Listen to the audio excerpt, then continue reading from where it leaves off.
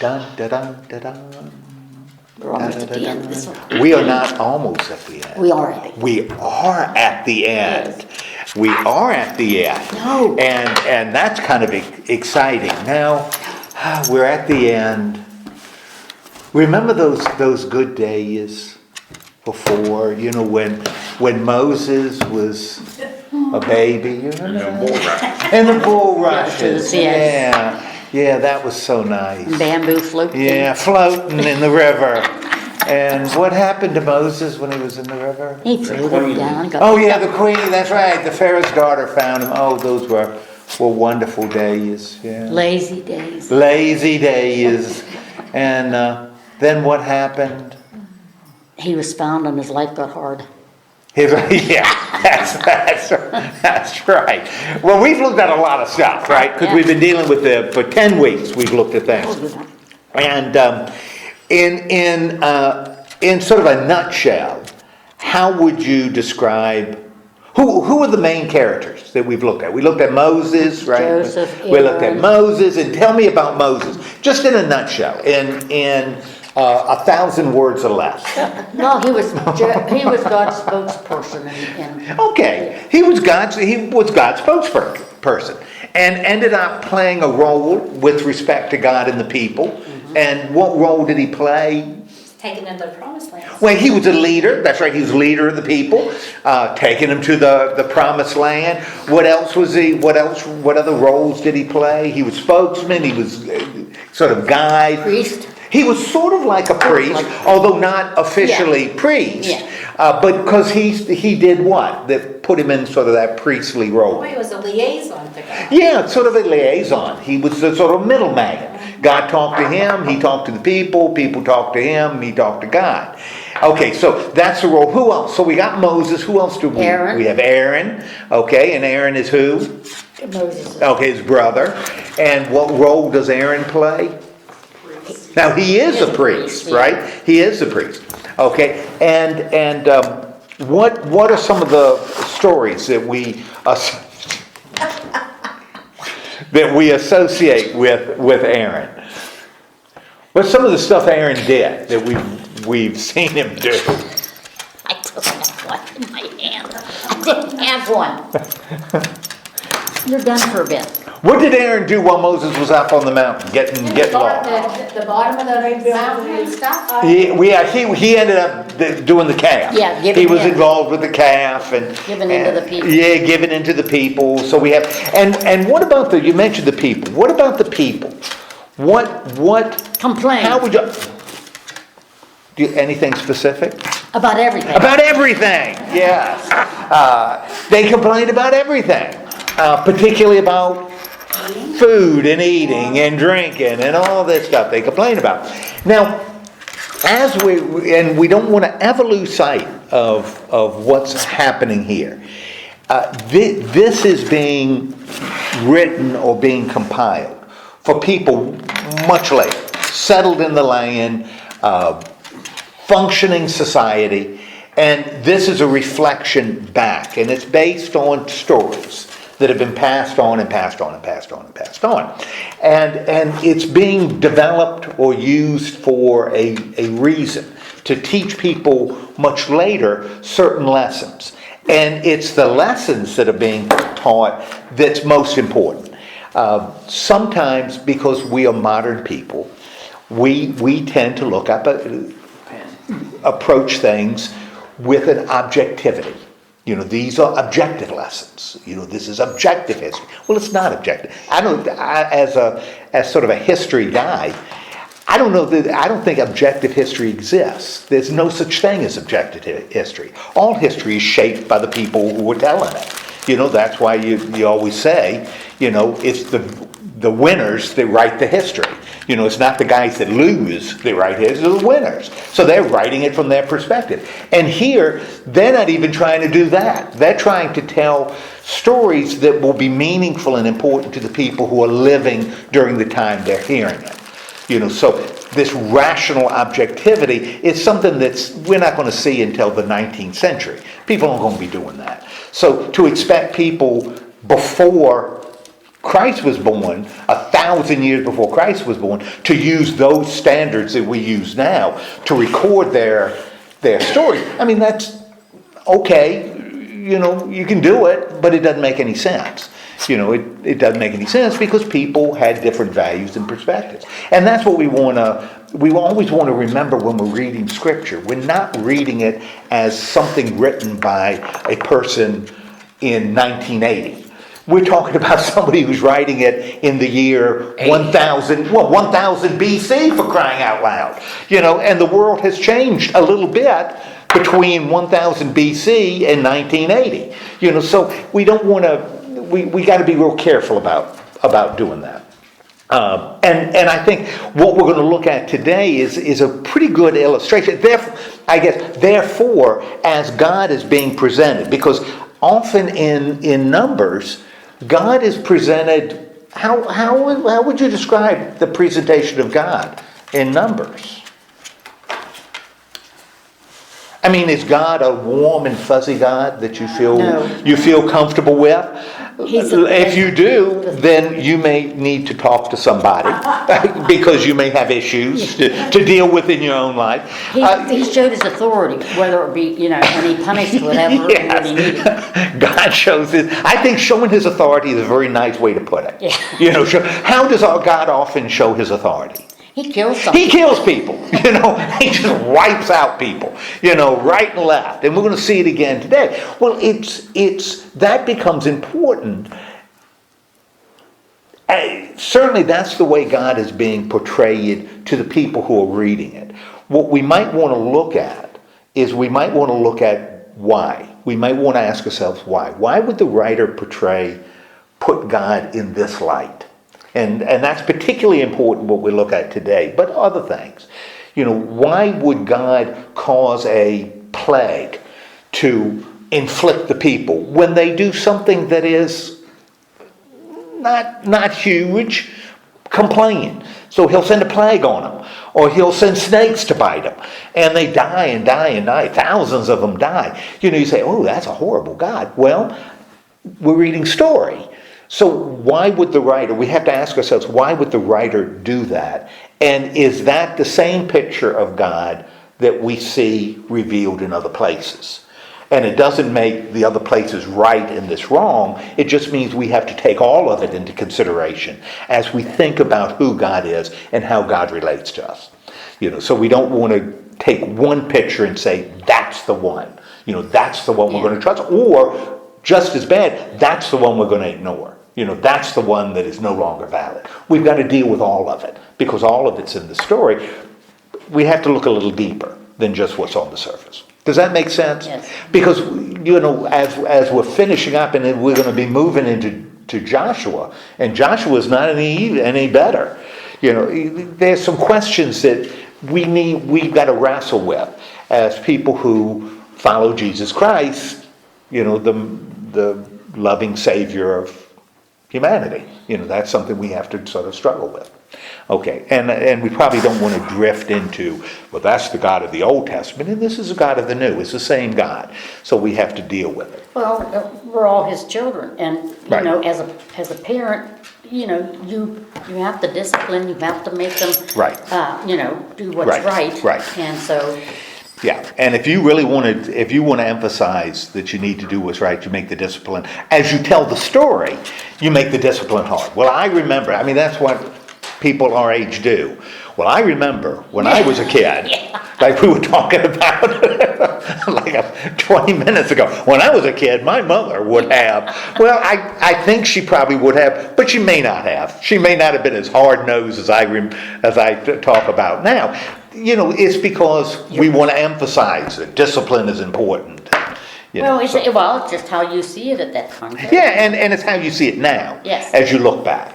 So, okay. Having said that, we're finishing up the numbers story, and since we're finishing up the story of Numbers, what's the situation in the narrative right now as we get to the close of Numbers? People are getting the vision of their They're promises from God. Okay, the promises of God are just about what? God has made all these promises, And it's right? almost fulfilled. Almost fulfilled. Remember, these guys have been wandering around in the wilderness for 40 years. 40 years. Kind of interesting. A lot of this was the first 2 years, and then the 40 years, were a couple of stories. A couple of stories for 40 years, and really focused on those 2 years, first 2 years. But they've been in there because a generation had to pass because of what had happened at Kadesh. They're not going to be able to enter the land. So, boom, and the spies that went in.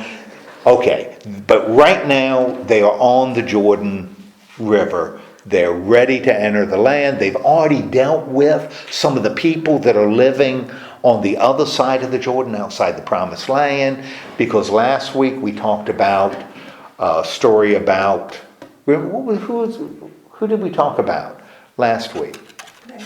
Balaam, right, and Balaam's Boys. donkey. Oh, donkey. Yeah, donkey. Or, Well, that was his boy. yeah, that's whatever. So Balaam and his donkey. And Balaam and his donkey were hired by a king named Balak, who was king of, you remember who he was king of? He was Moab, king of Moab. And so Moab plays a role as we conclude this little story. So you want to file that in the back of your mind. Okay, and at the end of the Balaam story, what does Balaam end up doing with respect? Because king of Moab hires him to curse Israel, and what does Balaam end up doing? And he does it 3 times. After they have sacrificed all these bulls on 7 altars 3 times, he says, these guys are going to be blessed. These guys are going to win. And the king says 3 times, what the heck are you doing? Have you cashed the check? Because I paid you good money to curse them. And Balaam says, I can't do it. Because God's talked to me, and God said these guys they're going to win. They're going to win. And they've already fought. They fought the Ammonites and won. Okay, but they're right on the border. They're ready to enter the land. This is how we conclude Numbers at the beginning. At the beginning of chapter 35, where is Israel? Numbers 35, where is Israel? Moab. Chapter 35. Moab and Jordan. Okay, they're Moab. They're at a place called Shittim, right? Oh, that's 25. 25. Yeah, I'm sorry. 25. I wonder. I've got 25 written here, but I said 30. Okay, 25. Boom, they're at Shittim. They are, but it does involve Moab. What's happening at Shittim? And sexual immorality. Okay, well, what's occurring at Shittim? What's happening there? And they get ready to enter the land. What's going on? They were They're invited. intermixing. They are intermixing, right? You got good Israelite boys dating Moab girls, and they're getting friendly. Yes. With the Moab girls, right? Because Moab girls are pretty. Remember their heritage. Where the Moabites came from. I don't remember. You remember remember the story of Lot and his daughters. Oh, okay. Yeah. So Moabite girls, the Israelite boys dating Moabite girls, and as a lot of guys know, when you start getting into a relationship, and the girl you're dating says, "Let's go to church." What church do you attend? Hers. Her church. You don't say, "We're going to go to my church." You go to her church, right? And since they're Moabite girls, what church are they going to? Church of Moabite. They're going to a Moabite church instead of an Israelite church. And when they go to a Moabite church, they end up worshiping. They worship other gods. They worship Baal. And we're going to see Baal. it's, in Hebrew it would be Baal, but that sounds so pretentious when you say Baal, so it's better to say Baal, because that's what we say. Yeah. So they're worshiping Baal at the Moabite church. And why is that a problem? Because they're worshiping other gods. Because they're now worshiping Yeah. other gods. Now, I want you to think about this. This is a story being written to people much, much, much later. 1,500 years before this is supposed to, after this is supposed to occur. What does that tell you about the people who are reading this story? What does it tell Reading you? it or writing it? Reading it. Well, why would the writer include this story? What does the inclusion of this story tell you about an issue that people are facing 1,500 years after this should have occurred? Well, they wanted to, God is angry because they're worshiping someone other than. Okay, what does it tell you about what must be going on when the readers of this are reading it? Why would the writer have this story about Israelites? The same thing is happening. The same thing is happening 1,500 years afterwards. The same thing is happening 1,000 years after. The same thing is happening 500 years after. That the Israelites are doing what? Worshipping other gods. And part of the association with worshipping other gods is they're becoming part of the people of the land. They're assimilating into the people of the land, and therefore they're worshiping their gods. Now, in a certain extent, that makes a little bit of sense in terms of what they're worshiping. Because the Israelites have been, how have they been described in terms of their economics? How do they earn a living, the Israelites? What is their economy based on? What God provides, probably. What's that? Farming and sheep. Okay, sheep, right? They're herders. I mean, that's what Abraham was. That's what Jacob was, Isaac was, Jacob was. They were herders, right? And therefore they had sheep. And when you're herders, what do? Herd sheep.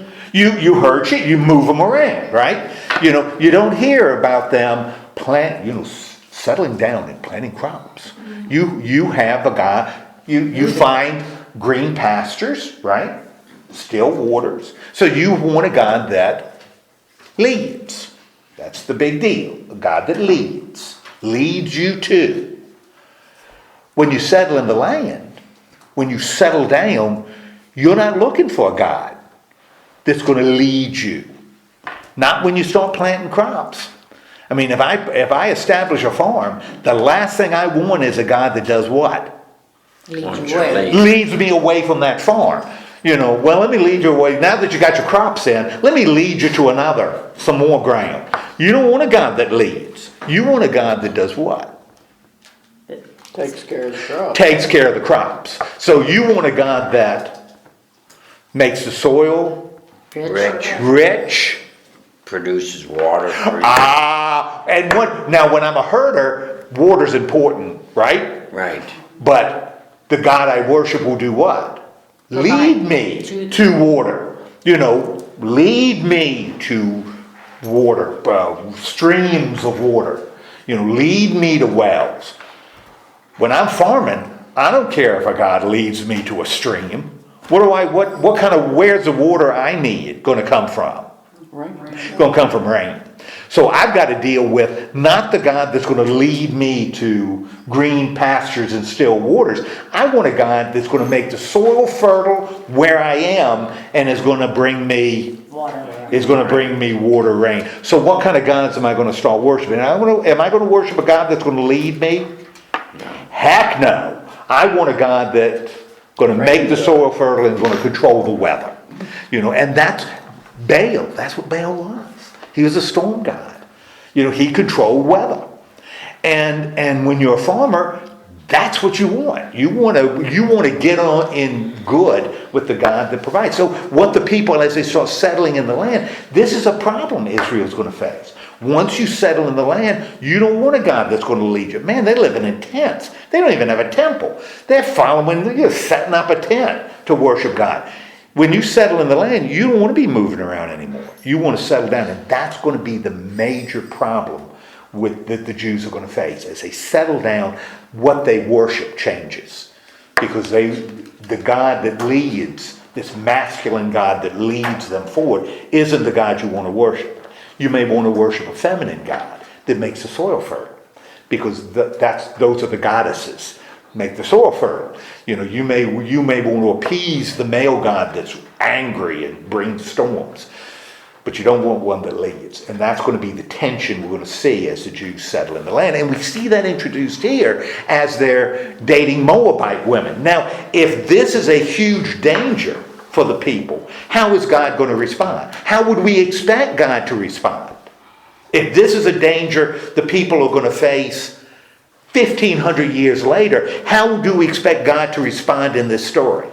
You had to put a stop to it, right? Got to put a stop to it, right? It's not going to be, well, at least they're worshiping somebody. Like we said, well, they may not go to church, but they're worshiping something. That's not what we're going to see here. God's going to come down on it, right?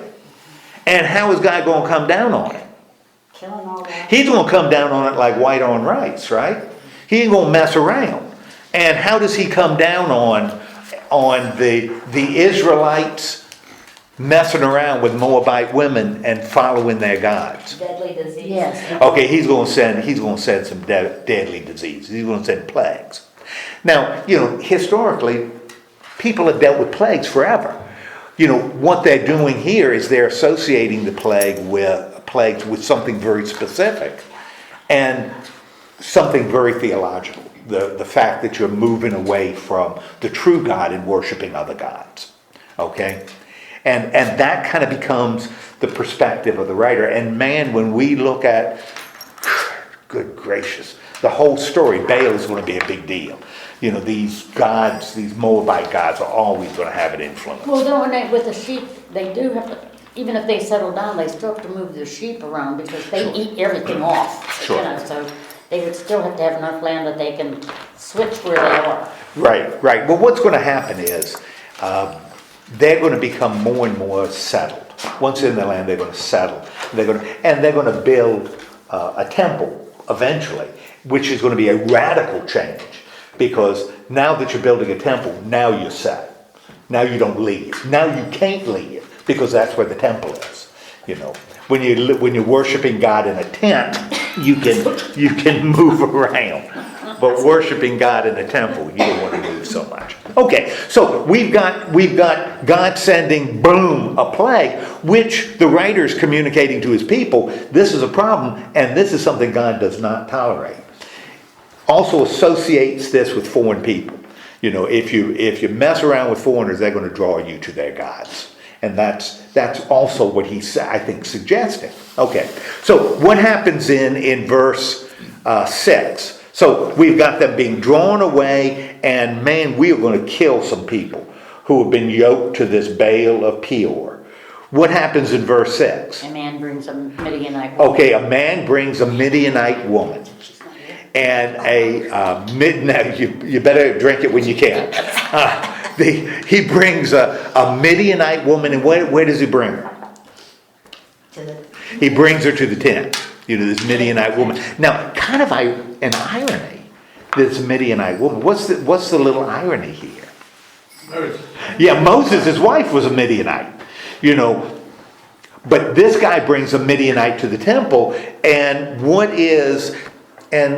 all churches have a way to greet visitors, right? Because we want visitors to become involved, right? So we agree. I was at a church, and they said, since moderating the session, they gave me a mug.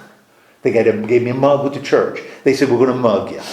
And they gave me a mug with the church and some tea in it, which was really nice. And the Jews had a certain way of greeting, particularly foreigners, who come to their tent of meeting to worship. How did the minister, the priest, greet this guy with his Midianite date? Put out the spear through. Oh, he greeted her greeted him with a spear, and what did he do with that spear? Run it through. Ran him through them both. They didn't join. I don't. Nor did they pledge. He ran him through with a spear. And who was it that ran him through with the spear? Aaron's grandson. Okay, yeah, Aaron's grandson. Now, we've talked about his son. And remember, his son was Eleazar. And remember when Aaron died, because Aaron's dead now. He died there on the mountain. And they took off his robes and put it on his son Eleazar. Who is it that runs the spear? It's his grandson. What's his name? Phineas, okay. Runs the guy through. So we've got it moving to the next generation, Eleazar's son. And what is the conclusion of the story? It made the Lord not angry anymore. Okay. And what becomes the lesson of this story? What should somebody 1,500 years later, or even us, what does this story, what role does this story, what's the lesson of this story? Do you defend your God? Well, okay, defend your God against what? Outside gods? Okay, outside gods. And that becomes the point, the danger of outside gods.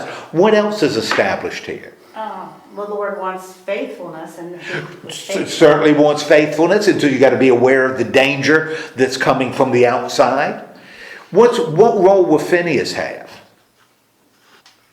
there'll always be priest in a descendant. Okay, the priesthood is established, so flowing through Aaron and through Eleazar and through Phineas. Okay, so we got a priesthood. So the priesthood is established through this line, and that's why 1,500 years later, they still have a priesthood following through this line.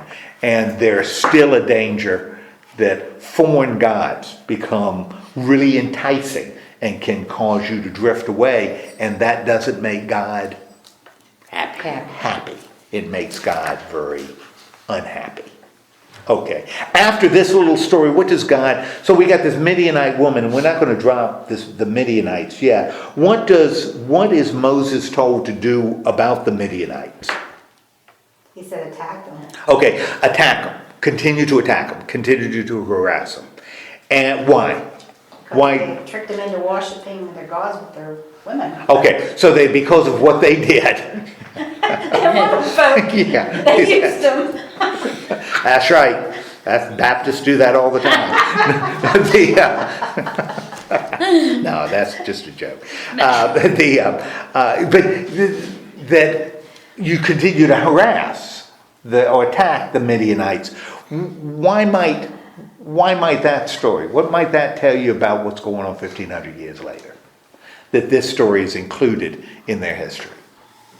If you said the story about the women being enticing the Israelites into worshiping the Baal of Peor, if Moses is told by God, you got to continue to attack these Midianites because of what they did, what is probably happening 1,500 years later? They're still fighting Midianites. The Midianites are still an issue. Just like Moab and Edom are still going to be issues later. The people who are reading this recognize these names. So they're not new and exciting. Okay, what does God command Moses? So we've got all of these stories are related to what's occurring later. What does the Lord command Moses at the beginning of 26? Take a census. Okay, we need to get a census. And what is a census? That's when you count how many. Okay, you got to count how many people. And for this, what is the purpose of the census? Army. Okay, because you got to put together an army. So you got to know how many people are there. And somebody read out loud, starting in verse 5, what follows.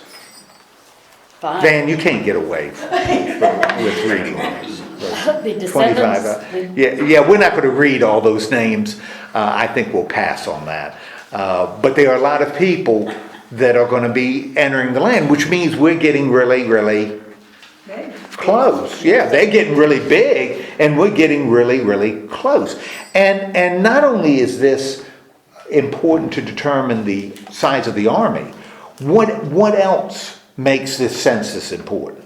Well, they've got 43,730 people that Right. were 20 years old and older, Right, but they didn't count like the babies okay. that were, which will eventually grow up. They didn't count Okay. the babies and, Well, and remember, and we see this in the New Testament, and it's so radically different than the way we see. Babies were not seen as well, they were sort of I don't want to say sub, because that's the wrong word. Babies were economic drains on families. but you You can't know. get, the thing of that is that you can't get adults or grown men if you don't have. Well, that's exactly right, Yeah. and that's why you needed babies. But they were an issue. You kind of, they were a problem. So often they're not counted. They were on a low level. You needed them because your society had to survive. And remember, as many people being born as dying.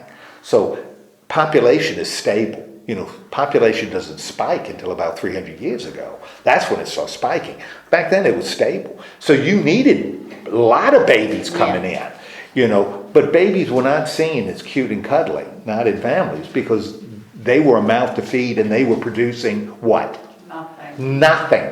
They produced nothing but poo, nothing, and so it was a real problem. So there's a lot of tension with how do you handle children. And they didn't really baby. play with their kids worked. Well, They were it's- old enough to do anything. It's hard to even know Yeah. what they were, because it was a different situation. But it's how society viewed them, and society had a kind of a different view. So they determine a census for army purposes. What other purpose are they, and this is very practical, what other reason are they doing a census? The tribes divide the land. Okay, because they're going to divide the land. And if you're going to use this census to divide the land, that means big tribes will get More land. more land, small tribes will get, and in terms of what the land can produce. So this becomes, now what tribe is separate? The priest, Okay, what's that? the priest, The priests, what tribe is that? the Levites. The Levites. The Levites are going to be separate, because they're going to be the priests, and they're not going to get a share of the land. But how then are the Levites going to survive if they don't get a share of the land? Offerings. They're going to survive on the offerings that other tribes. There'll also be, there's going to be a system where the Levites get some land, but it's not going to be land for all the Levites. They're going to have to sort of share. I like the particular story about the woman. Her father died with no brothers, and she was the only one left, and she was not going to get that portion that was supposed to be her father's, and she fought for it, Uh-huh. and she got it. And she got it. So Okay. that sets a new thing. Yes, well, yeah, all of this is establishing things that we're going to see later as the people settle into their land. Okay, when you look at, so we've got this narrative, and it kind of comes, we got a shift in 26 through 30, and that's why we're not going to look at that intensely.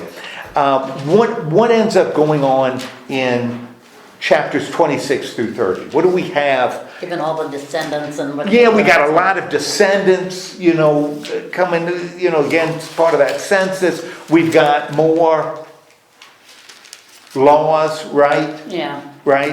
And what happens in the middle of that, 27, 16 through 23, that little bitty deal in that little passage in 27, 16 through 23?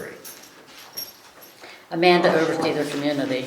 Okay, we've got an interesting thing happen, right? Yeah. Because, and it's not a shocker, right? What ends up happening in 27, 16 through 23?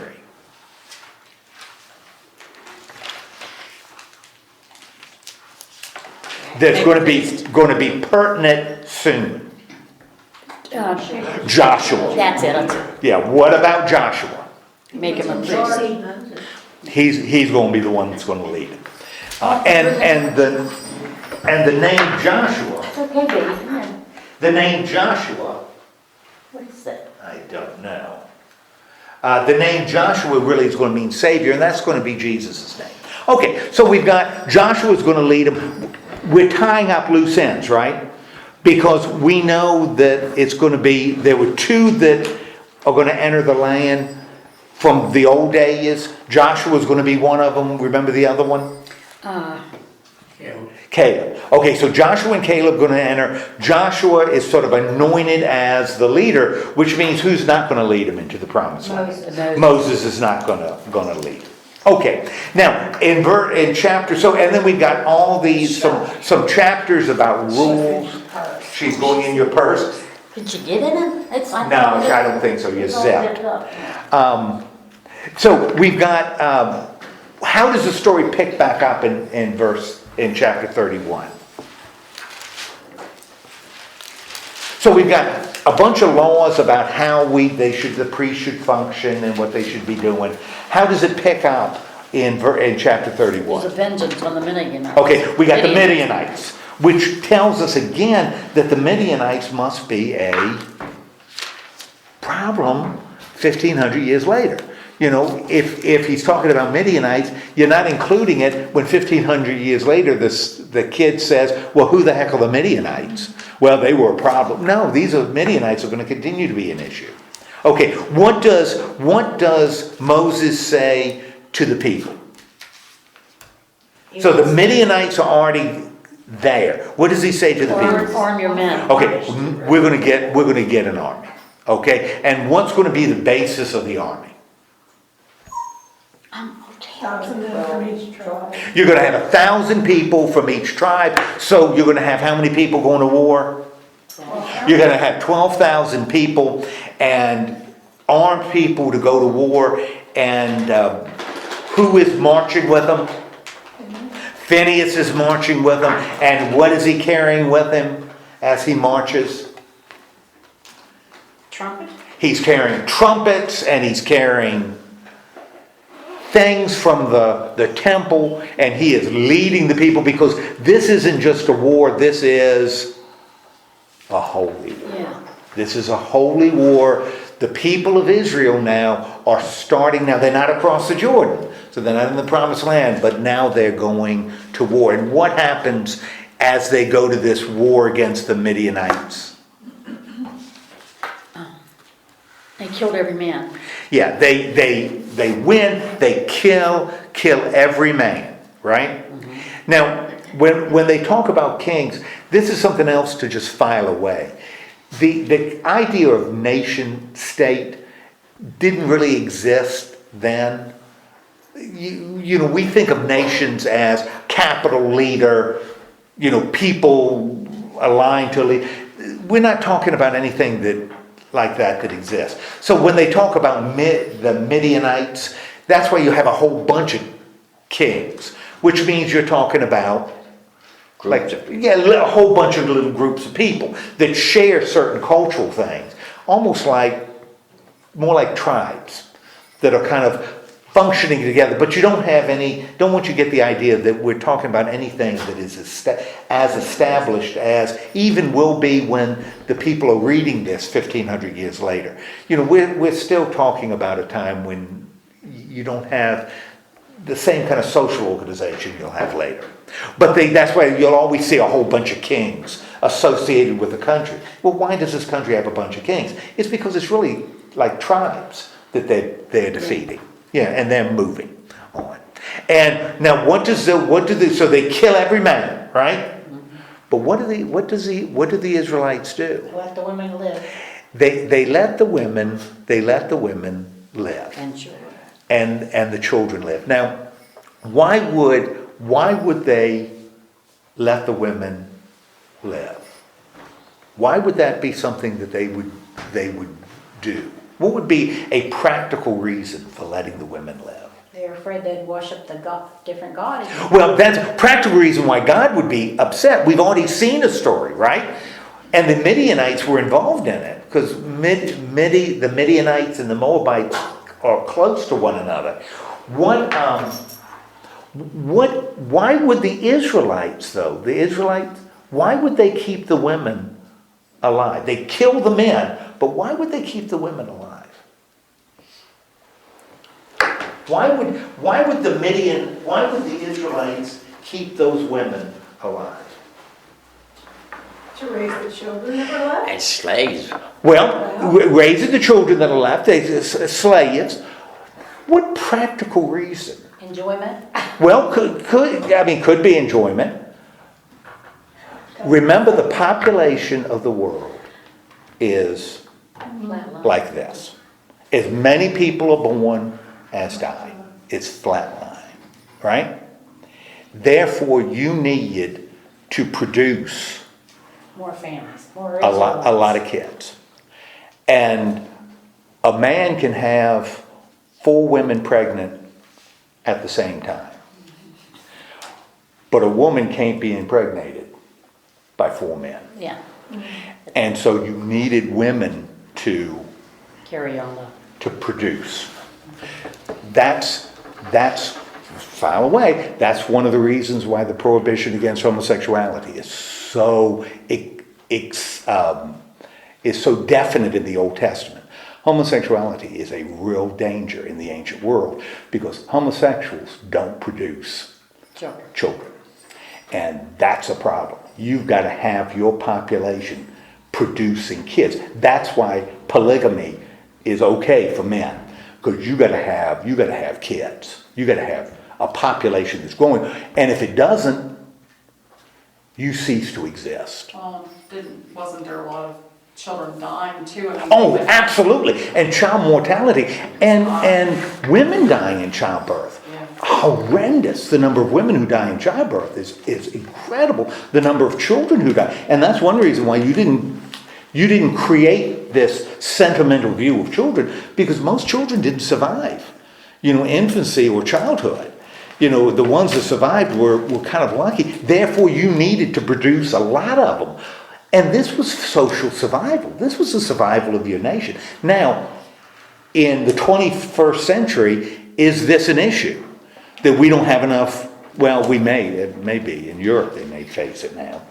But having a lot of kids is not an issue because population is spiking. We worry more about overpopulation than underpopulation. But in the ancient world, that wasn't a concern. It was underpopulation.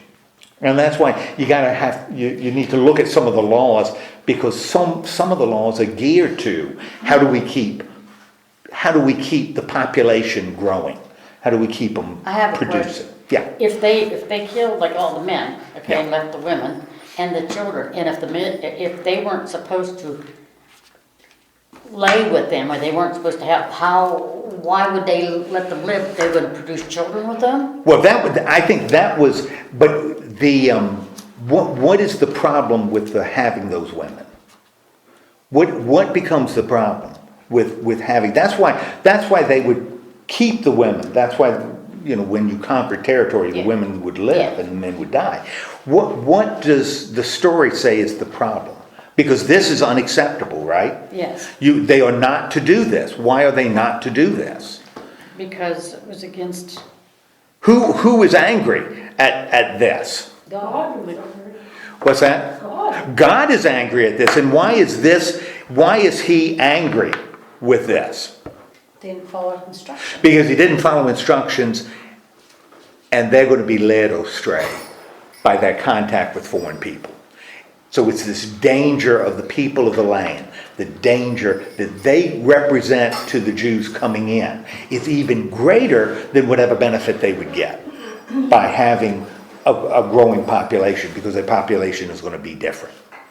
Okay, and so what does Eleazar, if this is a danger, what does Eleazar, what does he command the troops to do when they've won? Kill all the women who had had sex. You got to kill the women that have had relations. The ones who have survived having relations.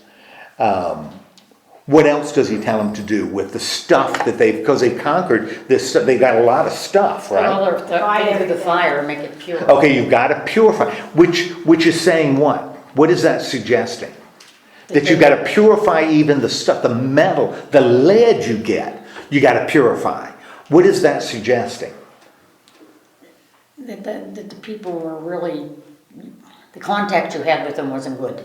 The contact you had, okay, wasn't good. Wasn't good on why? Why wasn't it a good contact? I mean, what made the contact bad? If you had to purify everything you got. You know, if you couldn't burn it, you had to wash it. Why? What was wrong with the stuff? What was wrong with the lead, the gold, the silver, the booty Because it that you was in got? contact with Because it was in contact with Midianites. the Midianites, and the Midianites worshipped other gods. Yes. So it's this radical danger represented by the people and what they believe. Now, understand, this is being blessed. This is being written to folks that are living much later. What becomes the message to them? Because they're not conquering new people. You know, they're not involved in wars of conquest. What is this telling to them? Don't do it. Don't do it. You can't get mixed up with the people of the land. Or even if the people of the land aren't around, you can't be drifting in those directions. Even the stuff they own is impure. You know, even the clothes they had to the wash. clothes are impure. You know, all of it has to be cleansed. Okay, so we're getting ready for the people entering the land, right? Okay, now what? And we've got more stuff about the army and you know how to handle plunder. Still dealing with what do you do with the conquered land? Now that's going to be important when they enter the land too. Because the standards are going to be similar. What happens, you know, all the sacrifices that they give to the Lord with the sheep and the bulls and the rams and all that, do people, who gets to eat it? Okay. Who would, of the sacrifices that are being offered, to whom do those sacrifices belong? To whom do they belong? They belong to God, Yeah. right? And therefore, who would eat the sacrifices that are offered to God? Priests. The priests and the Levites. And that's sort of established in the Jewish law. That the priests are the ones that end up getting to eat the animals that are being sacrificed. The good stuff. And in fact, and it'll be very detailed. If you look at Leviticus, it's very detailed what the priests can eat, what parts of the animals you set aside just for the priests. What's going to be really interesting is in the New Testament, this is going to become the meat sacrifice to gods that's going to be a big deal in the New Testament, particularly with the Apostle Paul. Because according to the Apostle Paul, in Romans, there were Christians who believed that the Romans would have these great big sacrificial parties. And where they sacrificed, and then not just the priests, but everybody would share the meat. The meat was good. Meat left over was sold in markets that would profit the temple. Well, there were a lot of Christians who said we shouldn't eat the meat sacrificed to idols because it's tainted meat. Other Christians said it doesn't matter because those gods don't exist. It's good meat, we should eat it. And that becomes a real issue in the early church. Enough that Paul writes about it in Romans, and in the book of Acts, Luke deals with it in chapter 14. What do you do with meat offered to idols? Paul says you can eat it if you don't feel it's wrong, it's okay because it's just meat. In Acts it says you can't eat it. So the standards are different depending on which part of the New Testament you look at. But that's what the priests would, and this would be something they would continue. Good night, they'd continue it at the temple into the New Testament. The priests would get the meat that was sacrificed. And the grain, because people brought grain offerings. They'd also get the grain. Okay, so this is how you fight a war. This is what you do when the war is over. This is how you handle the stuff and the people. Okay? In chapter 32, we've got two tribes that have a unique situation. Who are the two tribes that have Reubenites, you have the Reubenites and the Gadites. You know, we don't know about Gad was just one of the sons. Reuben was one of the sons. What does the writer tell us about the Reubenites and the Gadites? They have large lands. They have cattle. large herds. They've got cattle. And as they look at the land, what do they see as good cattle country? What is the Texas of the Middle East? Gilead, right? They see good land for their cattle in Gilead. The thing is, that's not in the promised land. That's not on the other side of the Jordan, right? That's not the land that God promised. That's outside. This is Moabite land. What do the Gadites and the Reubenites, what do they want? They want to stay there. They want to stay there. Why do they want to stay there? Because they've established their, Because they've established, their herds are in the fields, and it's good land. What's the problem? If the Gadites and the Reubenites stay in this land on the other side of the Jordan, They're not helping fight the battle. they're not going to be fighting to conquer the land, okay? And that's Moses' concern, right? What does he think will happen if he allows the tribe of Gad and Reuben to keep the land that's outside of the promised land? What is his concern? Others won't want to fight either. Okay, they're not going to want to fight, and you're going to have a real problem, right? And so what do they tell Moses? What's the deal they strike with Moses? They'll go fight if they are given the land, or women will stay and they'll go fight. Okay, that let us stay and we'll build cities and we'll settle down and we'll send an army to fight and conquer the land. And how does Moses respond? He agrees to it. Okay, he agrees to it. And what do the Gadites and the Reubenites end up saying? let them stay. Okay, we'll stay, but we'll fight when the time comes. Okay, and so we've got explains why we're going to have Israelites outside of the promised land. Okay. By the time we get to the end of 32, what is the situation? What's the situation by the time we get to the end of 32?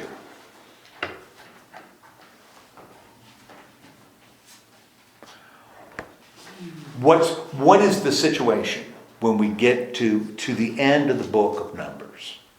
They've built cities and. Okay, the Reuben and Gad has built cities, but the other tribes, and half the tribe of Manasseh, because they get land over there too, they've kind of settled, but the other tribes haven't crossed the land yet, haven't crossed the Jordan yet. They haven't entered the promised land yet.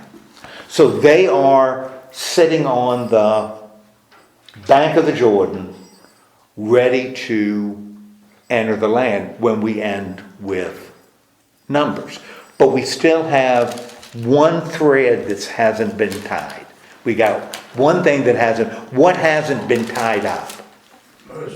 We still don't, that still is dangling, right? Because Moses is still alive, right? And yet we know that Moses Doesn't go. isn't going to enter the land, right? He isn't going to enter the land. Why isn't he going to enter the land? Because he sinned. early. Because at Kadesh, It's He hit the he stone. hits the stone. Yeah. And that's not what God said. God said, speak to the stone, and Moses whacks it. And so Moses is not going to be able to enter the land. So we still got this loose end, which is tied up, not in Numbers, but in the book of Deuteronomy.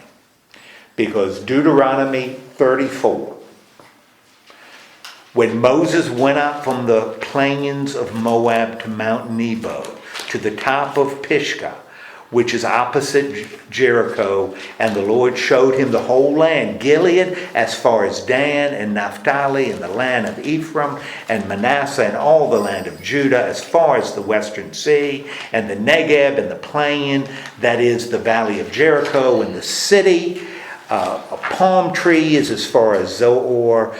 The Lord said to him, this is the land which I swore to Abraham, to Isaac, and to Jacob, saying, I will give it to your descendants. I have let you see it with your eyes, but you shall not cross over there. Then Moses, the servant of the Lord, died there in the land of Moab at the Lord's command. He was buried in the valley in the land of Moab opposite Beth Peor, but no one knows his burial place to this day. Why? Why would nobody know his burial place? Why would that be something worth mentioning? They don't want people to worship him. They don't want it, that doesn't want it to be a place of worship. Right. Moses was 120 years old when he died. His sight was unimpaired and his vigor had not abated. The Israelites wept for Moses in the plains of Moab 30 days. Then the period of mourning for Moses was ended. Joshua the son of Nun was full of the spirit of wisdom because Moses had laid his hands on him, and the Israelites obeyed him, doing as the Lord had commanded Moses. Never since has there arisen a prophet in Israel like Moses, whom the Lord knew face to face. He was unequaled for all the signs and wonders that the Lord sent him to perform in the land of Egypt against Pharaoh and all his servants and his entire land, and for all the mighty deeds and all the terrifying displays of power that Moses performed in the sight of all Israel. Chapter 34 of Deuteronomy. What has happened? Moses died. Moses has died, Can't What- go with his people. right? What has the writer done for Moses in the 34th chapter? What's that? Close to book Close the book on Moses. And how did he close it? with his death. With his death. Did he just talk about death? No. No. What else did he talk about? All the things. All the things that Moses had done. In a sense, what did the writer do for Moses? Praise Moses. Okay. He gave him an obituary, right? He gave Moses an obituary. So the book, well put, Alan. The book on Moses is now Closed. closed, which means we can now close the Exodus, right? Because the next story won't be the story of Moses leading people to the promised land. The next story will be what? The people In? in the promised land, entering the promised land.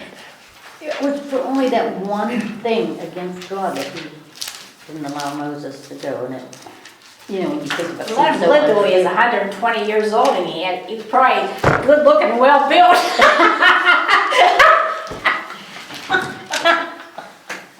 I didn't say it. No, you didn't say it. You said that you have said it. But and I don't remember who you said it about. But I don't either. Yeah, but I remember you saying it. Well, yeah, I guess we could look at it that way. I mean, he was Charlton Heston, for crying out loud. And outside of his hair turning white and becoming kind of a Jerry Falwell, Kenneth Copeland kind of style, he didn't change all that much. Between Coco and that last comment, I just don't know where to go. But don't you think in a way it was kind of unfair about Moses? He did all of that stuff Well, God wanted him to do. and that's really good. Now, we're interpreters, right? Yeah. We're interpreters. And we know this is a story written to benefit people forever, right? This isn't, nice to know information. This is a story to benefit people forever. Why in this story why didn't God cut Moses some slack based on all the things that Moses had done? Why do you it was think? because he was chosen by God to do all But this. he Okay. is chosen because he's probably up in heaven with him right now. Well, why would the writer do this? Why would this be part of the story? He's not God. He's not God. It is not the story of Moses. This is not the story of Moses. It's the story of God. It is the story of God. This is the story of God. Which takes me back to his wife being a Midianite, and I'm still that circle around it. We made no mention, we mentioned the fact that it happened, Right. but we didn't draw any correlation between Moses married a Midianite, and at the very end of all this, we're dealing with the Moabites. Don't marry a Midianite, or you're gonna get run through by a spear. I mean, it's not just, you shouldn't mess around with Midianites, they're no good. It's, you're gonna have a plague if you start messing around with those Midianite women. Yeah, why that change? Why do you think? Well, let's talk about Moses first. Why would he do this? Moses wasn't God. Therefore, the writer clearly, I think the writer is probably concerned that You'll feel like he is a God. as though he is God. And, if God holds Moses accountable, It's gonna show everybody else, Yeah. they're gonna be held accountable. and that's kind of in society. If one person is above the law, then Yeah. Somebody There's else no can law. sneak in. there's no, that's it. There's no law.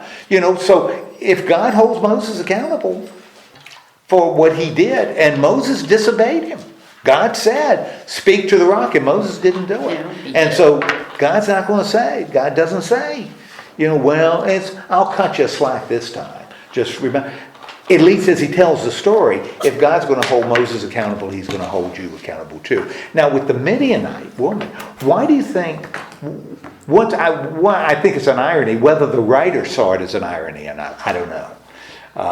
Because you don't know, because we can't talk to the redactor. Why did Moses end up with a Midianite, married to a Midianite? You remember the story that caused Moses to end up marrying the Midianite? After he saw the Child. Hebrews that were fighting after. Yes. Okay. The Hebrews that were fighting, and he said, Hebrews shouldn't fight. And one of them said, you remember what one said? Gonna kill me You're now. gonna kill me like you killed the Egyptian. And Moses said, it doesn't say what he said, but I think he said, oops. and can I get a train ticket out of town now? And where did he end up going? Midian. He ended up going, and not only will Midian play a role in Moses, because he's going to marry a Midianite. His father-in-law, remember his father-in-law shows up in Exodus. And remember what his father-in-law says? Take one daughter, the oldest He wanted to daughter. go back with him. Well, remember what the father-in-law says, because Moses, and this is the role the father-in-law plays. And the father-in-law is called a priest of the Midianites. He's a priest of Midian. Remember what the father-in-law tells him? So many years. Yes, that's it. Remember, the father-in-law looks at him and says, man, you are stressed out because you are listening to everybody who's got a complaint about a chicken. Who owns a chicken and who doesn't. You listen, and Moses says, well, I got to do it. That's my job. And the father-in-law says, let me give you a plan. Yeah. This is a system that I think will work. This is good operations management. And he said, break the people down into groups, progressively smaller groups, and appoint those to make decisions for tens, hundreds, thousands, and you only deal with the big stuff. And Moses says, okay. And the father-in-law, because Moses wanted him to stay, and the father-in-law says, I got to get back home. You'll be fine. So Moses and his father, Midian wasn't presented as such a bad group. Then they certainly are by the end of the story. What might that tell us about the people who are receiving this story later? Remember, the Moses' father-in-law is identified as an individual, right? And his daughter is an individual. They're Midianites, but they're individuals. What represents the danger when we get to the end of Numbers? It's not a Midianite. It's the Midian. It's the Midianites. So it's kind of that move. Moses almost has to marry a Midianite because that's where he is when he leaves. And according to the tradition, evidently he must have, because she's there. But as a people, the Midianites represent a danger, not only during this story, but continue to represent a threat later. And so the Midianites, you can't say, well, they're good Midianites, because for the people living who are reading this, they aren't good Midianites. The Midianites are looking to do what? They're looking to tempt you, and they're looking to take away your stuff. And you can't trust them as a people. So I think that's what we see as it's not even a shift. It's, the perspective on why Moses can have a Midianite wife, because we're talking about an individual and her father's even presented as a positive. But as a people, the Midianites are a threat. And you really can't present a threat as being positive. Does that make any sense? I'm not sure it does.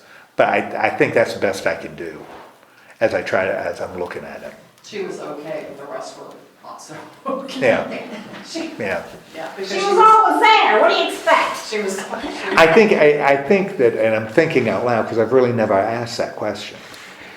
There are certain things that are in traditions that you have to deal with. And evidently it was established that Moses married, his wife was a Midianite. That was in the tradition. So the writer is not going to counter that tradition because that's what the people knew. The reality is the Midianites are a threat to Israel theologically and politically and militarily. And so you have that tension between this being part of the tradition and the reality that Israel is facing. And so it does kind of move in two different directions. We're going to see something very similar, two places in the New Testament, in the Gospels, that the Gospel writers deal with the same sort of thing, something that's in the tradition, but I kind of think they wish weren't. But they don't want to they can't change the tradition. And there are two events in the life of Jesus that really create a problem that would be a whole lot easier if they weren't there. One is the baptism, which creates a problem, and none of the Gospel writers are going to say Jesus wasn't baptized. Because that's part of the tradition. But why would Jesus need to be baptized if baptism had to do with sin? Why would Jesus be baptized? That's in the tradition, but a problem. So how do we explain why Jesus is baptized? Well, you look at all four Gospels and they explain it in slightly different ways, why that was necessary. Matthew was the longest, but all of them are dealing with that. That Jesus was part man and part... Well, that's what you got to deal with. Why would he do that? Why would that be necessary if he didn't sin? Mm-hmm. Why would he need a baptism for the repentance of sin? That's a problem in the tradition that everybody knew. So how do I deal with it? I can't ignore it. I've got to deal with it. The other one is the cross. Why was Jesus nailed to a cross? Because who nailed people to crosses? The Romans. The Romans did. That meant Jesus must have ticked off the Romans.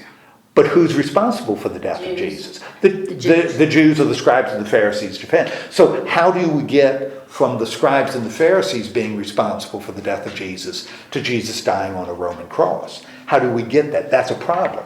If Jesus were stoned like Stephen, that's easy. The Jews arrested him, tried him, convicted him, killed him, executed him. Okay, the Romans aren't to blame, but he was nailed on a Roman cross. But we want the Jews to be responsible. The Jews are responsible. That's in the tradition. We can't deny the tradition. It's there. So how do we theologically explain it?